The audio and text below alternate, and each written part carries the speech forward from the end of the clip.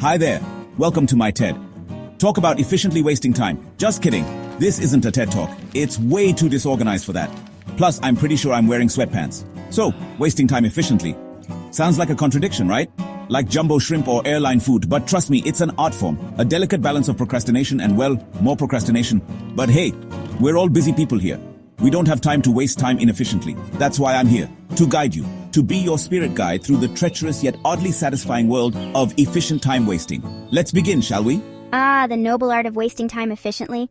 Truly a skill for the ages.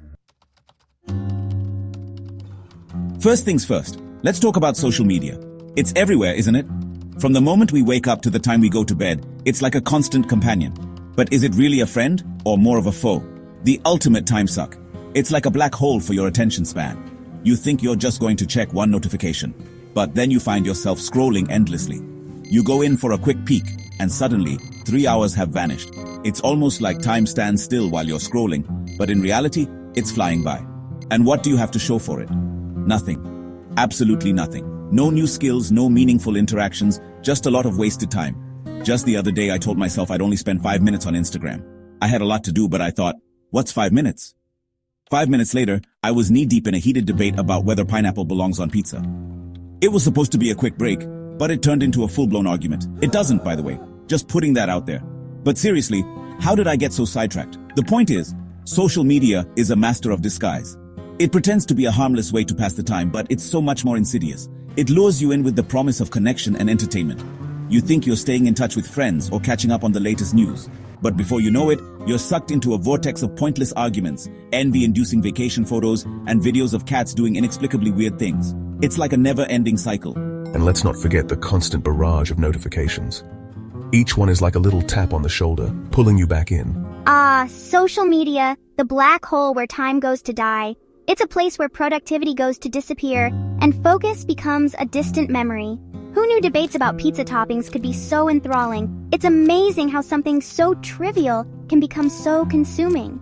So the next time you pick up your phone for a quick check, remember this cautionary tale. Time is precious, and once it's gone, you can't get it back. Maybe, just maybe, it's time to put the phone down and live in the moment. After all, real life is happening right in front of you. And speaking of cats doing weird things, let's not forget about memes. Memes have become an integral part of our daily lives, popping up in our social media feeds, group chats, and even in our work emails. They are the modern-day equivalent of comic strips, but with a twist of internet culture and a dash of absurdity. Those bite-sized nuggets of internet humor that somehow manage to be both hilarious and utterly pointless at the same time. They capture the essence of our collective experiences, often in the most exaggerated and humorous ways possible. Whether it's a cat doing something silly or a clever play on words, memes have a way of resonating with us. I mean, who has time for memes? We're all busy, important people with places to go and people to, well, not really see because we're too busy wasting time on memes. But somehow we always find a few minutes or hours to indulge in this guilty pleasure. It's like a quick escape from the mundane tasks of our daily routines. But hey, at least they're funny, right? Right? They bring a smile to our faces, a chuckle to our lips, and sometimes even a full-blown laugh. In a world that can often be stressful and overwhelming, memes offer a brief respite, a moment of levity that can brighten our day. I once spent an entire afternoon scrolling through memes. It started innocently enough, just a quick break to check my phone. But one meme led to another, and before I knew it, hours had passed. It was like falling down a rabbit hole of humor and relatability. An entire afternoon. I could have cured cancer, written a novel, or finally organized my sock drawer. The possibilities of what I could have accomplished are endless, yet I chose to spend that time on memes, and while it may seem like a waste, it was a much-needed mental break. But no, I chose memes, and you know what? I regret nothing. Sometimes we need to allow ourselves the freedom to do something purely for the joy of it, without any guilt or regret. Memes provide that outlet, a way to unwind and connect with others through shared humor. Ah, memes. The ultimate guilty pleasure. They are a testament to the creativity and wit of internet users, a form of expression that transcends language and culture. Memes have the power to unite us in laughter, to make us feel seen and understood. Who needs productivity when you have endless scrolling? In a world that constantly demands our attention and productivity, sometimes it's okay to take a step back and just enjoy the simple pleasure of a good meme. So go ahead, indulge in a little meme therapy. You deserve it. But sometimes, The best way to waste time isn't with the flashy distractions of the internet. It's not about the endless scrolling through social media feeds or binge watching the latest series. No, sometimes, the most fulfilling way to waste time is by engaging in the simplest, most mundane tasks that life has to offer.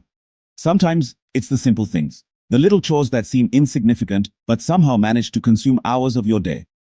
These tasks might seem trivial, but they have a way of grounding us, bringing us back to the present moment. The mundane tasks that somehow manage to suck up all your time and energy. Vacuuming the floor, dusting the shelves, washing the dishes, these are the activities that fill our days with a sense of purpose, even if that purpose is just to keep things clean and orderly. Like, for example, organizing your desk. It might seem like a pointless endeavor, especially when you know it will get messy again. But there's something therapeutic about putting everything in its place, about creating a sense of order out of chaos. I mean, we all know a clean desk is a sign of a wasted life, right?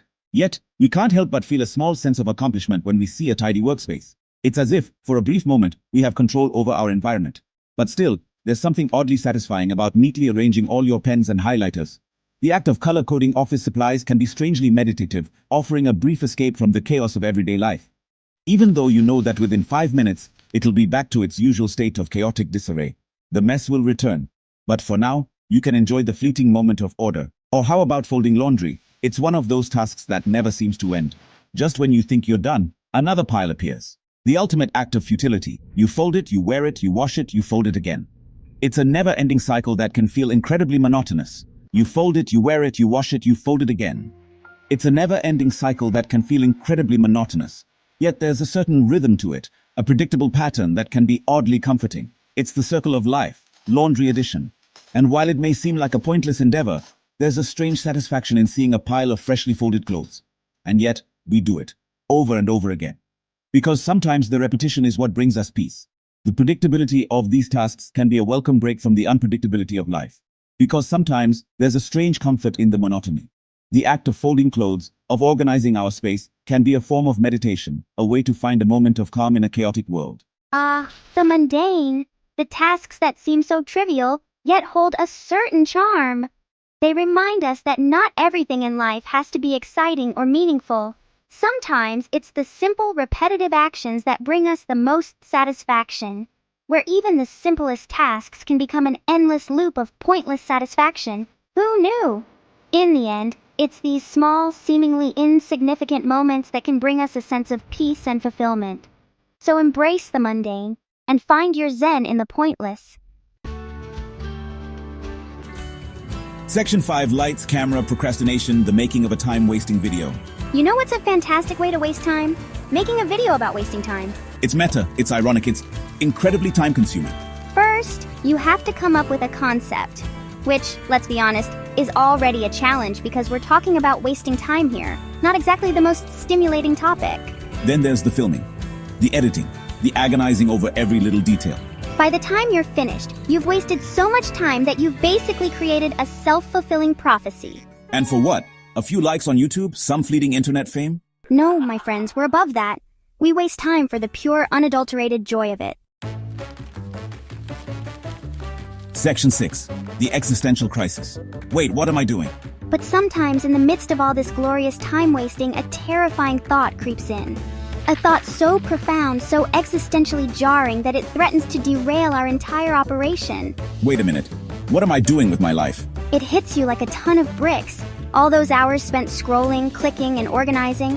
All that time, wasted, gone. Poof. You start to question your choices, your priorities, your entire existence. Maybe you should be doing something more productive, something meaningful, something that doesn't involve watching a cat play the banjo on YouTube. Section 7. The art of self-sabotage, a masterclass. And just when you're about to turn it all around, to embrace productivity and responsibility, another thought hits you. Nah, you've come too far to give up now.